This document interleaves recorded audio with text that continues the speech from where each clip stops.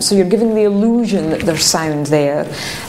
Or sometimes you may want to speed things up because of the dry acoustic, or sometimes you may just want to slow something down because the audience might be really, really peaceful at that moment. If the audience is rustly and a bit sort of distracted, then you may play something quite differently because of that. But you can only manipulate those types of things once you're actually on the platform.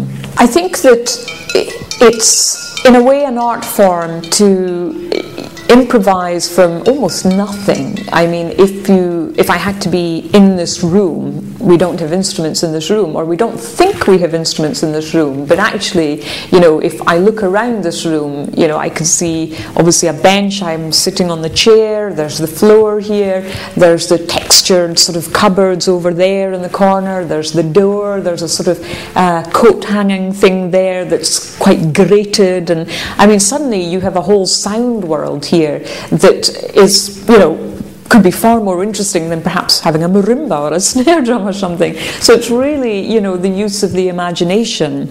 And so, when I am improvising, I have to think to myself, well, which instruments do I really need? Not, oh, I'd like to have this, I'd like to have that. Because if I go with what I want and what I'd like, I'm just going to have a whole lorry full of instruments, but actually in the concert I may only use a few. Whereas if I really think, well, what can I actually say through that instrument or that instrument, then I'm much more choosy in what I pick, but it makes me more imaginative and more curious, I suppose, towards trying to delve into fewer surfaces, I suppose, in order to create my sound world. The snare drum concerto, it's a very unusual type of piece, is by an Icelandic composer, Askell Masson, and I've actually played this piece a lot of times, and it's a real gem. It's sort of unexpected. The actual snare drumming is straightforward. It's really clean, straightforward snare drumming, so we've got no stick twirling or fancy effects or anything like that. It's just really good, solid snare drumming, and it's very clear that for any player who plays this piece that you must be able to play the snare drum, and you can't get away with gimmicks and things. So that's an important aspect. But also we're dealing with a rhythmic melody as opposed to a pitched melody, and so therefore a lot of the orchestral scoring, such as the pizzicato on the strings or the punctuations from the wind and the brass, they're almost kind of portraying themselves as being the snare drum as well. So it's like an extension. We're kind of linked really together.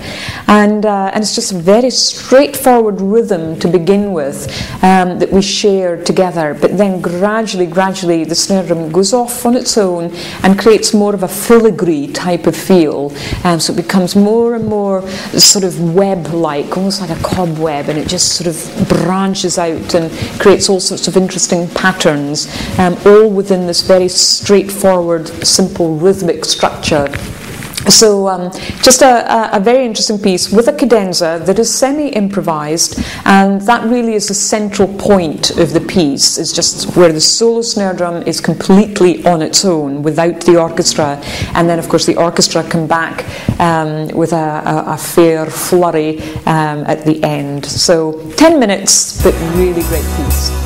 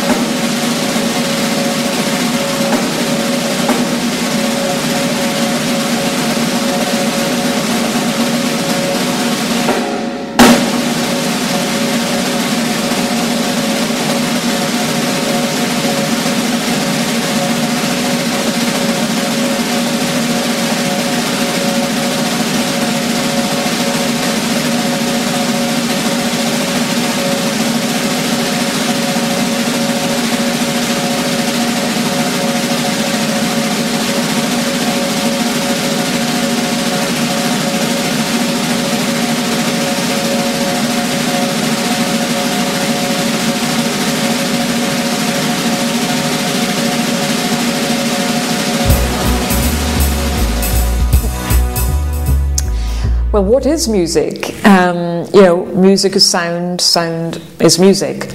And, I actually believe that, and that's always a hot debate, actually. But, if you think of an alarm clock going off in the morning, it's 4 a.m. or something like that, for most of us, we're not going to be too happy about that. And it's not a particularly, nice sound, perhaps, at that time of morning. However, if the alarm goes off at 4 a.m. because, you're going to catch a plane and go on holiday or something, or go to an exciting place, or you've got to go to the airport and meet someone that's very special to you, or there's some sort of exciting thing that's happening and you've got to get up at 4 a.m, then that alarm clock and the alarm sound suddenly, is an exciting sound. It's a kind of helpful sound. It's building your day up, as it were. It's the start of the excitement. So, two different perspectives really on sound. And that's the same with music. You can perhaps play a Beethoven symphony or something, and let's say it's played at 8 a.m. or something. You just may not want to have that on at that time, but maybe at 6 p.m. or 8 p.m. suddenly you're in the right frame of mind to really sort of sit down and just appreciate and digest that particular sound. So